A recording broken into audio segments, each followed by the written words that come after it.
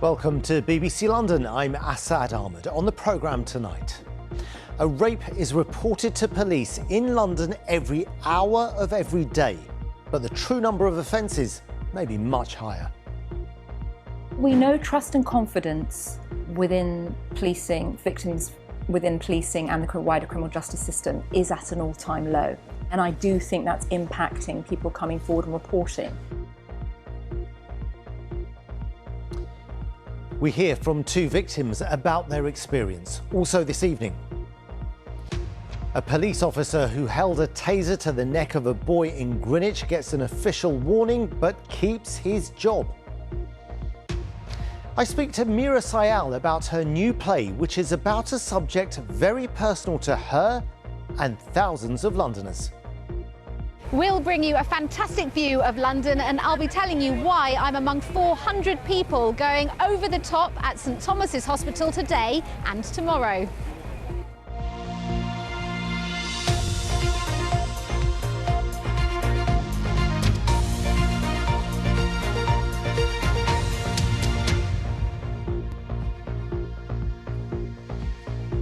Good evening.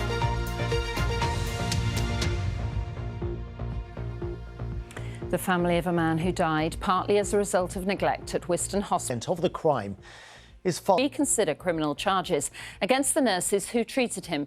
Matthew Charnock from Manchester died in March 2016 after being hit on the head with a wheel brace. His attacker was jailed for manslaughter, but earlier this month, a coroner ruled that neglect had contributed to Matthew's death. Andy Gill has this report. Matthew was gregarious. You know, he was outgoing, he loved life. He lived life to the full. He had a big group of friends, massive group of friends. He loved the Manchester vibe, the Manchester scene. Matthew Charnock, described by his dad Terry today. Matthew was attacked with a wheel brace by his girlfriend's estranged husband, Steve Cotterill, in Widnes in March 2016. Cotterill was jailed for manslaughter. After the attack, Matthew was taken to Whiston Hospital, but died 3 days after being discharged. He had a fractured skull and sepsis. From their home at Sale in Greater Manchester, Terry and his wife Jean have campaigned for 8 years to have the inquest into their son's death reopened. And in a hearing earlier this month, the coroner ruled that at Whiston Hospital, record-keeping and observations for Matthew had been inadequate, that he'd been wrongly recorded as being alert, that a CT scan was not requested when it should have been, and that he was not referred to a doctor as he should have been. The coroner concluded that Matthew's death was the result of unlawful killing contributed to by neglect. What does the fact that a coroner has said that neglect contributed to Matthew's death, what does that ruling mean to you? We were elated. The elation soon dies though, because you come home to normality, and you find that when you come home to normality, you know, the pictures are still on the wall, Matthew's pictures are still there, you know, he's not coming back home. The Whiston nurses involved in Matthew's care were triage nurse Stephanie Keelan and nurse practitioner Paul O'Brien. Police spoke to Mr O'Brien at the time, but prosecutors decided there wasn't enough evidence for a realistic prospect of conviction against any individual. Now the Charnock family lawyer believes there's a case for asking the police and the Crown Prosecution Service to think again about whether both nurses should face further action. There's bigger cases to answer it, and the police, particularly the CPS, should really be revisiting the case, you know, with possible charges of criminal manslaughter. What effect has this ruling and all the years of delay had on you and your family? It's been devastating. It's been distressing for the family. We're like turned off. You know, we switched our life off. We're never, ever more than 5 minutes away from a conversation. In a statement tonight, the Whiston Hospital Trust said it offered its condolences and apologies for the failings in Matthew's care. It said a thorough investigation was carried out, lessons have been learned and robust action taken to ensure a tragic incident like this does not happen again. The Crown Prosecution Service said tonight it will carefully consider any communication it receives from Matthew Charnock's family. Andy Gill, BBC North West Tonight, Sale. Now, in the last few minutes, the body which regulates nursing says it will reconsider its decision not to take any disciplinary proceedings against the two nurses involved in Matthew Charnock's care. The Nursing and Midwifery Council has just issued this statement to North West Tonight. It says, "We made the decision not to investigate Mr O'Brien and Miss Keelan further. Based on the information available to us at the time, we are aware of the coroner's recent findings and will consider whether those findings mean we need to take regulatory action." Just a quick apology. There were some technical issues at the top of our programme, but hopefully everything is resolved now. Now, next tonight, the police watchdog has apologised for letters described as highly insensitive, which it sent to people affected by the Hillsborough tragedy. Survivor Val Yates received a letter which said there was no evidence to support her account of seeing bodies of the deceased and that corrections made to her final police statement were uncontentious. The IOPC, which is investigating police actions after the disaster, said it was extremely sorry for any distress caused. The family of a 42-year-old man who died after being attacked in Blackpool is urging anyone with information to contact the police. Rob Kerr was assaulted at his home earlier this month. Detectives investigating his murder have made a 5th arrest. 3 men have been bailed and another released without charge. 3 people have been jailed after admitting violent disorder during the riots in Liverpool and Southport. A man from Leyland near Preston was sentenced to 2 years 4 months after taking part in the disturbance in Southport. 2 others, one from Lincoln and one from Wirral, were each jailed for more than 2 years over the violence in Liverpool. There'll be congestion on the motorway network around Rochdale, Oldham and North Manchester tonight due to the M62 being closed for a second weekend. It's because a new railway bridge is being installed. The closure between junctions 19 and 20 is from 9 o'clock tonight in both directions. Now, police in Greater Manchester have confirmed the death of a 2-year-old boy in Wigan, who it's understood was killed after a fireplace fell on him.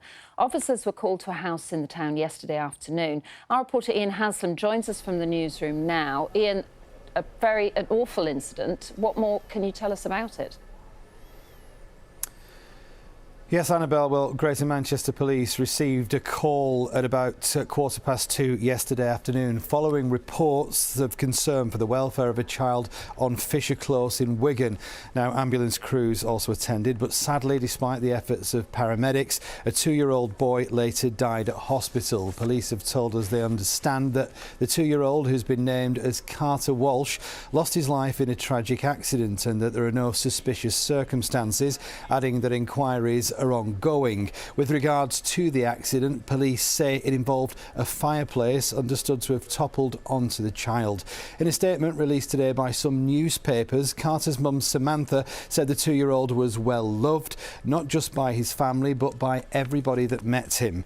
A GoFundMe page has also been set up and that's already raised £1,500 of its £2,500 target in the short time it's been online.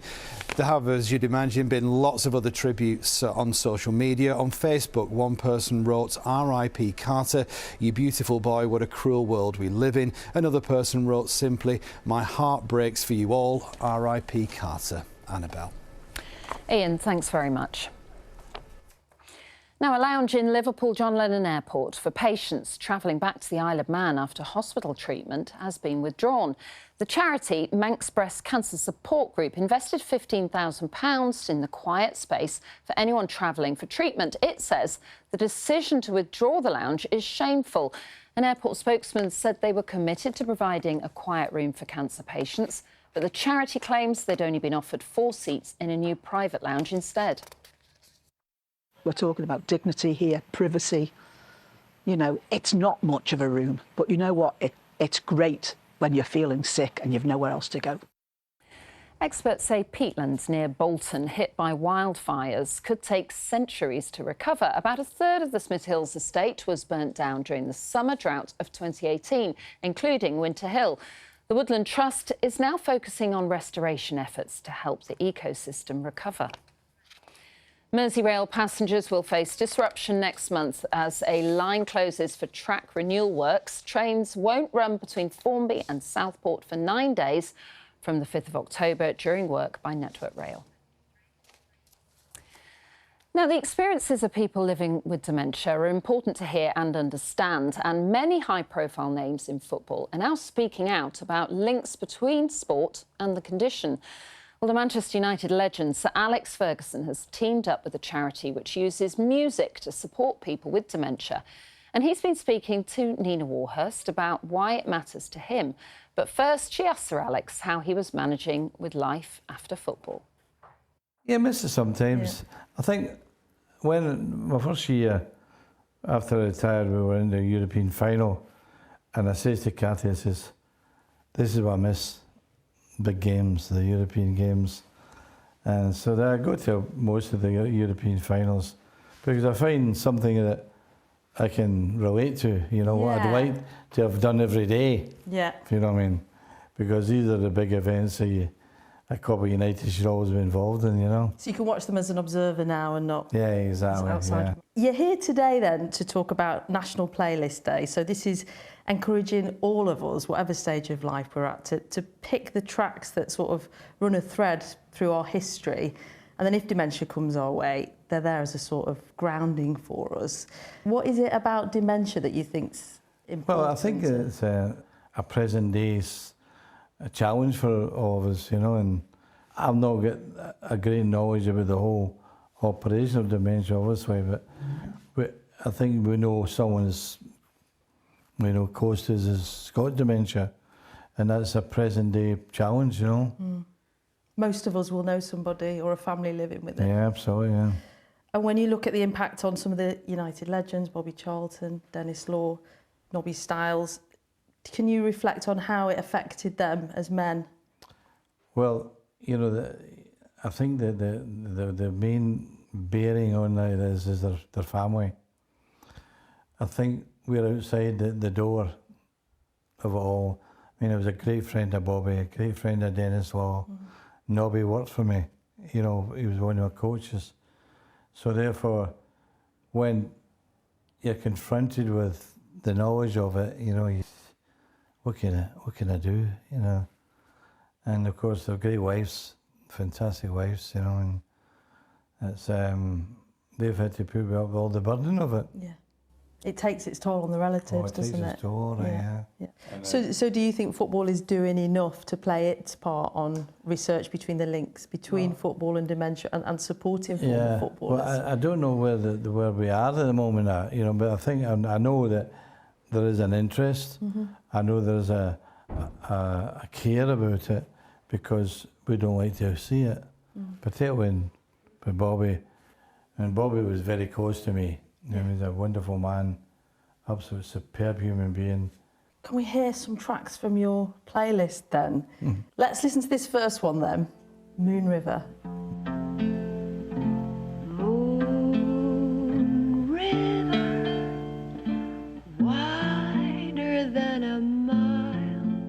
Where's that one taking you? Well, when my old team come up from Glasgow to visit me, they're great guys, you know, and that's my song, but they don't listen to me. There was one time, honestly, I was singing away at it, and I'm in another world, and my eyes are closed, and belting Are it. these the lads from Govan then? Oh, for Govan, now. Some of them, a couple of them were in nursery when they were 3 years of age, 4 years, yeah. And they've been friends all my life. And they were my team in Hamley Row Boys Club. And they're great people, never change. You know, the great quality, all married to a long time. I was 50 years married. Most of them were 58, 60 years married. And so I always sing that. Will you give us a quick blast now then of Moon River? No. My son says to me, don't you dare sing. I'm telling you, I'm walking out. Oh, it's lovely. He looks well, doesn't he, Sir Alex? Right, let's carry on with sport now. Richard is here. Richard, it's the big kick-off in the WSL this weekend. You've got a guest with you who knows all about it. She does. All about football and all about the excitement, I suppose, leading up to it as well. Yeah, definitely. Lindsay Johnson, who played for Everton in England. Great to see you, Lindsay. Great to be here. Really exciting, isn't it, ahead of a new WSL season? Manchester City, runners-up last season, as you know, have strengthened. Do you think they can go all the way and win that title this year? I think they're very much strong contenders for the title this season. They'll have been devastated that they lost on goal difference to Chelsea last season. And what do you do when you lose on goal difference? You go out and you buy and you sign the record goal scorer for the WSL in Vivian Miedema from their local from rivals Arsenal. So, you know, a player like that who's going to link up with Khadija Bunny Shaw, who's a formidable, prolific goal scorer, they're going to be hard to beat. So they're going to, hopefully for them, get the goals that they need to catch up to Chelsea, because they would have been really disappointed last season. Yeah, they will. They've certainly got goals in the team, haven't they? What about Liverpool, Lindsay? They finished very, very strongly. Do you think they can push on into that top three? Yeah, definitely. Well, it'll be difficult, that top three, you know, Arsenal, Man City and Chelsea. Very difficult to break in, but Liverpool surpassed everybody's external expectations. I'm sure internally they were expected to finish strongly, but I think they did fantastic last season to finish above Manchester United in the way, in the fashion that they did. You know, they took points off Arsenal, Chelsea as the season went on, and they proved to be a really difficult team to break down, and they've made some really good signings in the close season. So they'll be hoping to replicate where they finished last season at least. Yeah, let's see. Manchester United, as you know, won the FA Cup. Fantastic moment for the club. Probably didn't do well enough in the league, though. Will the thing for them be, Lindsay, losing the likes of Mary Earps, Katie Zellem, big players, big characters, coping with that and seeing whether they can push on? Yeah, I think so. I think there's real questions over the retention of their world-class players, which they've had in the past. You know, Alicia Russo, Anya Bache, and like you mentioned, Mary Earps, Nikita Paris, Katie Zellem. But they do sign big players as well. A big club like Manchester United, they attract these big players. So it's about how quickly they embed in and they can transition moving forward. Yeah. And that's what Manchester United will look for this season. They will be really fascinating to see how they go. And to see how Everton go as well, your former club, of course, Lindsay. Haven't got the money of some of the other clubs. Can they compete, though, do you think? I think, obviously, they finished 8th last season, and realistically for them, they're looking to finish sort of mid-table 6th. They need to score more goals, and Brian Sorensen's gone out and he's recognised that, and he's signed some attacking players from Spain and Nigeria. So they're looking to score more goals and hopefully get in that 6th position. But, yeah, they are limited with the budget that they've got, unfortunately. Just a final word, very quickly. Who's going to win the title? Do you think it's Chelsea's again? I think it's going to be very close between the top 3, but I think Man City, with the signing of Miedema, will give them a big push, so I'm going to say City. All right, let's see. Lindsay, thanks so much and enjoy the weekend. Thanks very much indeed, Lindsay. Really appreciate it. Well, Manchester City women travel to Arsenal for their season's opener on Sunday, with City's men hosting the Gunners in a highly anticipated match in the Premier League as well. Pep Guardiola's top-of-the-table Blues determined to make a statement against one of their title rivals. Our 3 other top-flight sides are in action tomorrow. On Sunday, attention turns to the women's semi-finals, with Wigan and St Helens going head-to-head for a place in the final. Now to the other code, with Sale Sharks men getting their new season underway on Sunday at home to Harlequins. And after making the semi-finals last season, the final the year before, this time they're determined to go all the way. Raring to go and hungry for silverware. This is a Sale Sharks team ready for another tilt at the title. There's the 3rd try of the night. Massive amounts of hope. I say equal measure of belief, actually. We've got a restless squad. England fly half George Ford is once again likely to be the creative and tactical heartbeat of a Sharks side packed with international talent. We don't want to look too far ahead into the future. Of course we don't, because we want to start the season well, but yeah, like we're capable of hopefully doing something we all want to do, so let's go for it. Sale do have 1 or 2 new faces, with fearsome Fijian centre Waseo Naisalevu bringing power and pace to the Sharks midfield. Meeting the lads and it's amazing, and like that I feel the confidence and the spirit of the group. And he's through. No team wants to face these 2 in tandem, but after coming through injury problems, the Curry brothers, club skipper Ben and former England captain Tom are both fit and ready.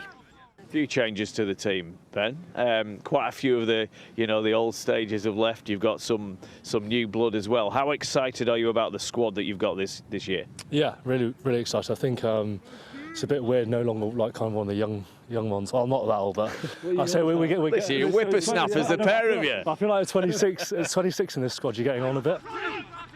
It'll be really exciting, obviously, when selection comes out and stuff. So, yeah, no, just looking forward to get going, really. And like the rest of the squad, for the Curry twins, that opening game against Harlequins on Sunday can't come soon enough. Best of luck to the Sharks. In cricket now, Lancashire completed an impressive win over Somerset in the County Championship, but it may be a case of too little too late to avoid relegation, I'm afraid. On the final morning at Emirates Old Trafford, Lancs took the last 4 Somerset wickets to clinch a 168-run victory. Lancs will need a big win at Worcestershire in their final game next week if they're to leapfrog either Notts or Warwickshire, and even that might not be enough. Fingers crossed. And finally in Speedweights, congratulations to Bellevue Aces. They'll face Leicester Lions in next week's Premiership Grand Final after beating Sheffield in the playoffs, Annabelle. Let's hope they can go all the way in that. Thanks, Richard, and thanks to Lindsay as well. It was really good, wasn't it? Get her insight. Yeah, she's fantastic, yeah. Brilliant. Thank you, Richard. Now, the Ditchburn factory in Lytham led to a musical revolution. Why, I hear you ask? Well, it was once the only British maker of these jukeboxes. During the 50s and 60s, they gave teenagers a chance to listen to music that wasn't being played on mainstream radio stations. Well, now the factory's history and legacy is being studied by a university, as Dave Guest explains.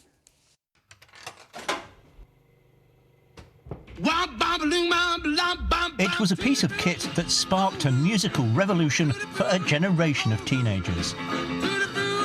You didn't have the radio playing pop music all the time. You just had the BBC. It was highly unlikely you were going to get sort of hardcore Little Richard or something on the BBC. So that was your problem, really, and you relied on jukeboxes, really. The Ditchburn factory in Lytham was at the forefront of the jukebox revolution. For about the first 10 years, Ditchburn made the only jukeboxes in the UK, and at a very critical period when young people were discovering themselves in a different way. The factory closed half a century ago, but its story will live on thanks to a new oral history project organised by Lancaster University and the arts and heritage charity Mirador. It's not just about the jukebox, it's about the social change that was taking place. We were keen to interview people who were teenagers in that period to get their story of what life was like, and that treasure trove will be resting up there at Lancaster University Library. Carl Dawson is doing his bit to preserve the Ditchburn story. He's restored several of the Lancashire-made machines together with some other classic jukeboxes. What's the fascination of them for you, of jukeboxes? It's the visible mechanism, it's the watching the record play, but also the sound. The sound is so warm, it's got valve amplifiers in it. Well, of course, wherever you found a jukebox, you'd often find one of these vending machines offering a wide range of warming drinks that all basically tasted the same, whether they were coffee, tea, chocolate or even soup. Now this is Carl's latest restoration project. He hopes to get it back into full working order in the near future. Carl plans to open his collection to the public with his Ditchburn Museum due to open in Lytham next spring. Dave Guest, BBC North West Tonight, Lytham. Oh, they're gorgeous. I love a jukebox. Kay's here, so I love a jukebox. But I hated it when, if you were in a pub, somebody just hogged it, didn't they? Oh, and they put what they want Put something rubbish on and they were there all night. I missed the CD in the car. Oh, yeah. The tape. The tape. I asked Ava the other day, my daughter, about a tape. She looked at me like, what? What's that, Mummy? Anyway, I can talk to you about the weather. Now, today, while some of us saw greyer skies, we were a bit more overcast in parts of the world. It did brighten up, and look at this. I mean, it was a beautiful start to the day on the Isle of Man. So mixed bag, but we have reached temperatures today of 21 degrees in parts of the northwest. Thank you for sending your photographs in. If you would like to join me on socials, there you go. You can follow me, or better yet, become a weather watcher. Let us know what it's like in your part of the world. Now, really, we are starting to talk about the change that's coming through. Now, we're still on the edge of that change. We're still clinging on to high pressure, which means sunny spells, especially for more northern parts. Of the Isle of Man, Cumbria, tomorrow looks lovely. The risk of showers comes in across the south. More on that in a minute. What I want to talk to you about is temperatures. Tomorrow, 22 degrees. Fast forward to next Friday, half those temperatures. We're going to be at 11. And why is that? Well, we'll have lost the high pressure, low pressure's in charge, and we're dragging down northerly Arctic air. So, yeah, this time next week, there'll be no sandals on, I'm afraid. It will be woolly jumpers and big coats. Now, as we head overnight tonight, it's going to be a mild night. Once again, the clearest of the skies for coastal parts, pulling in that low cloud mist and fog. Mild air, though, temperatures 12 or 13 degrees. Now, it's tomorrow that we look to the risk of thunderstorm activity. Good deal of the day will be dry. Across the Isle of Man, Cumbria, Lancashire, decent spells of sunshine. The risk, though, starts to come in late afternoon towards tomorrow evening, and some of those showers are likely to be sharp, possibly with the odd rumble of thunder and hail in there as well. But they are still quite staying further south of Chester. It's as we go through Saturday night into Sunday that shower risk becomes more intense. Like I said, highs tomorrow of 22 degrees. Sunday, it looks like we'll see those showers through the morning. And then as we head into the afternoon, we could well see the cloud breaking up sunny spells before the further shower risk affects those southern parts. With temperatures starting to drop off. This says 13 or 14 degrees, but I can tell you that is a lie. I don't know what's happened there, because that should be 18 or 19 degrees. We're not going to be there on Sunday afternoon, believe me. The temperatures, though, will start to drop as we get towards the end of the week. So Sunday, 18, 19 degrees. We drop down as we head all the way. Wet and windy conditions, quite an unsettled week with highs rather, of 11 degrees. Got there in the end, Annabelle. You did. We trust every word you say. But basically, summer today, next week, winter. Winter. I'm talking hot water bottles, big coats, heating off. Bizarre, isn't it? I know. It's September, I suppose. Have a lovely weekend. Bye-bye for both.